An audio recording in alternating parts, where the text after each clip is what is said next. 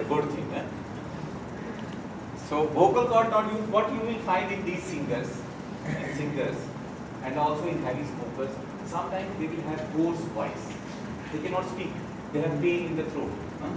The voice becomes heavy, harsh. So what is the reason? This is the reason. Look at the vocal cords. These are the vocal cords. And see these nodules. So there is a sort of swelling in the vocal cords. There is a sort of swelling in the vocal cords. What are these swellings? These are small round swellings. Usually less than 0.5 centimeters. Usually less than 0.5 centimeters. And what is the composition? It is composed of edematous tissue. Edematous tissue, having the edema and the prominent blood vessels. So composed of fibrous tissue which is covered by stratified squamous epithelium, which is the epithelium in this region. And it is found in heavy smokers or singers due to chronic irritation of the vocal cords. Chronic irritation, because they are using it more. Even if I give 5 or 6 lectures in a day, I will also have this. Because of the more use. So you should not use more your vocal cords. This benign one? Yeah, this is the benign. Completely benign. So these are nodules. No, this is the papilloma. This is the benign tumor. You can say this is benign lesion. Okay? This is the benign tumor. So there is a difference between the tumors and the lesions.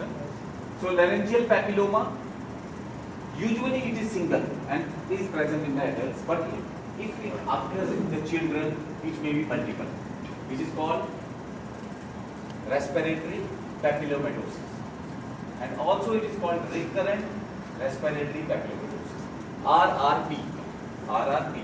Again in these tumors, these are benign, but they may be associated with HPV 6 and 11. Again the role of HPV is there in these papillomas. And the most likely cause for the occurrence in children, because they happen in children. Yes. In adults you can say the oral transmission, sexual oral transmission. But in children, why? So it is believed to be the vertical transmission. From the mother. Vertical transmission from the mother during the childbirth. So they can acquire this. So it's not always it is like this. Some persons can acquire this from the mother during the childbirth, and later on also it can be silent for some time. Yes. So it can manifest later on also. So you don't always think in that direction. There is a vertical transmission also. But if the person is using the HPV vaccine, the chances become less. Okay, the chances become less. So HPV vaccine can be used for prevention of these. So grossly what you will find? You will find soft rasp berry. You know berries? Yeah. Berry-like tumors, which are about 1 centimeter. So vocal nodules 0.5. This is about 1 centimeter, bigger than that. Yes. Histologically again papilloma, finger-like projection, having fibrovascular core covered by the stratified squamous epithelium. Yes. What do you think? For? For the vertical, for the vertical charge. For the vertical. Even if you can give it to everybody also. Yeah. Like in hepatitis B, what we do? Mother is infected, the father is infected. At the time of childbirth, we give vaccine to the child, along with the hepatitis B immunoglobulin. So that if he acquires some virus, it is killed by the immunoglobulins first, then he acquires the active immunity because of the vaccine. So here also we can use the vaccine for prevention of the disease. So malignant transformation in the papillomas is rare, but they may recur. If you remove them, they may recur. And they may regress, if they are present in the child at puberty, they may regress spontaneously. The cause of this is not known. Okay? They may regress spontaneously at puberty, but the cause of this is not known. So this is the papillomatous growth, and these are they are bigger. Can you see? Yes. They are bigger than the previous one, almost 1 centimeter. The last is the carcinoma of the larynx. I am, my throat is drying. In this, this season I was telling you, I speak a little bit and again I have this. 2% of all the cancers and occurs after the age of 40 years. So after the age of 40 years, it is more common in men and it has a sequence. It has a sequence. First of all, there is hyperplasia. Then there is atypical hyperplasia. Then there is dysplasia. Okay. Then there is carcinoma in situ. Then there is invasive carcinoma. So it means the epithelium first of all undergoes hyperplasia, increase in the number of the cells. Then this hyperplasia becomes atypical. Then it becomes dysplasia. Then carcinoma in situ. Then invasive. This is the sequence. So it is not happening overnight. It takes time. A person is smoking. Maybe he is at this time having hyperplasia. Later on, atypical. So he continues with the heavy smoking. So this progresses. What are the etiological factors? Smoking is the most important. Okay? Smoking is the most important. So if anybody of you is smoking, leave it today. God forbid, if it is hyperplasia, it will reverse. Isn't it? So smoking is the most important. The other important things are alcohol, then asbestos exposure, then previous radiation, and also the HPV sequences have been found in 15% of the cases, and also the nutritional factors like nitrosamines and other things, which are the chemicals which can damage the cells. Is it clear? But the most important factor is the smoking in the laryngeal carcinoma. So in those carcinomas, it was nasopharyngeal, it was the EBV, but here is the smoking. Clear? Clear? Yeah, clear. Yes. The morphology of the carcinoma. So you have the carcinoma in situ, and then you have the invasive carcinoma. In the carcinoma in situ, you will have the pearly grey wrinkled plaques. Wrinkled plaques, you will see. Elevations, plaques, they are flat top lesions. Flat, they are flat at the top. Flat top lesions. But later on, if it is invasive, it will be fungating, coming out, or ulcerating lesions. So microscopically, 95% of these are squamous cell carcinoma. And most of these are keratinizing squamous cell carcinomas. These may be well to moderately differentiated. So 95% are squamous cell and are most of the time keratinizing carcinomas. But you can have the non-keratinizing and also the poorly differentiated carcinoma. Okay? And rarely you can see the adenocarcinoma. So the most common carcinomas are the squamous cell carcinoma. Rarely you can find adeno or the neuroendocrine carcinoma.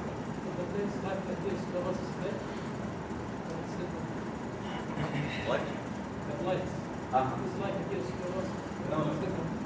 If plaque, when we say macule, nodule, plaque, it is respect to the what sort of swelling it is. It is a swelling like, swellings are like mostly this.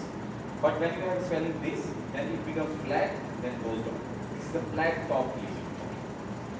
So in the atherosclerotic plaque, you will have the atherosclerotic core covered by the fibrous cap. Where here the things are different. It is having the dysplastic epithelium which will be there, or squamous cell carcinoma in situ.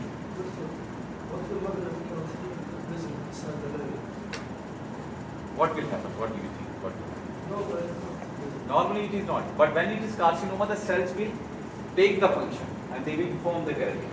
So they will become the keratinizing squamous cell carcinoma.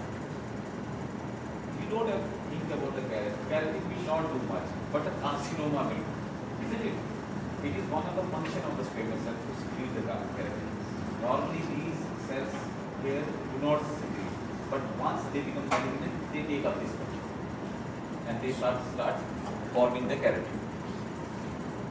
And it will, it will increase inside. It will obstruct. It will cause pain. It will spread. Then the symptoms will be there because of this. So this is, see the vocal nodules, the papillomas, and this is the carcinoma. See the big carcinoma having a different shape, irregular. So this, what you will find, and this is most probably the undifferentiated type, poorly differentiated type. Sorry. So you do not find keratin here. You find the nests of cells, but here you will find the keratin. So this is the keratinizing squamous cell carcinoma. If it is the whole of the carcinoma contains keratin, we call it well differentiated. If some parts are solid nests, some contain keratin, we call it moderately. Okay. And if it doesn't contain the keratin, it is poorly differentiated or non-keratinizing, like this. Last slide is how the patient will come to you. There will be change in the voice.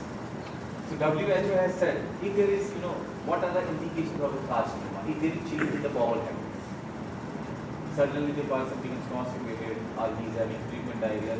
So this can be an indication there is something wrong.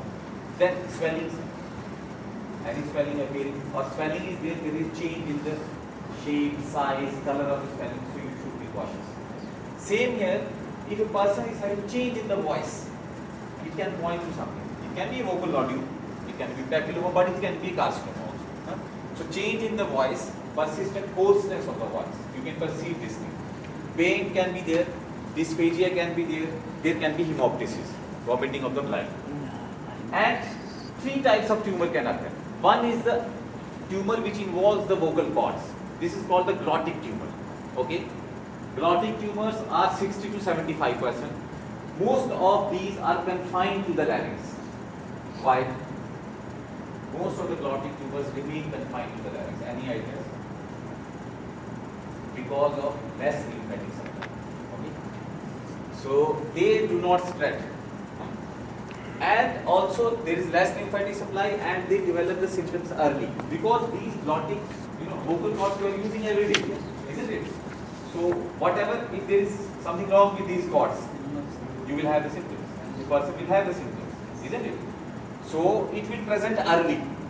So it has a good prognosis because of this. If it doesn't spread, it presents early, you can treat it early. Okay? So it has a good prognosis, the glottic tumors.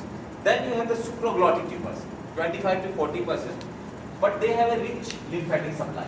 So 1/3 of tumors have already spread when you detect them, have already spread to the lymph nodes. So they have got a bad prognosis as compared to the glottic tumors. Then we have the subglottic tumors. Subglottic less than 5%, but they also present most of the time as advanced disease. They have already spread when you detect it. Although many patients can be cured, but 1/3 of the patients will die from the larynx cancer. Okay. Mostly the people who are having supraglottic or the subglottic, they can die from this disease. And usual cause of death is infections, metastasis, and cachexia. Is it clear? So this is the laryngeal carcinoma. Any questions you want to ask, you can ask.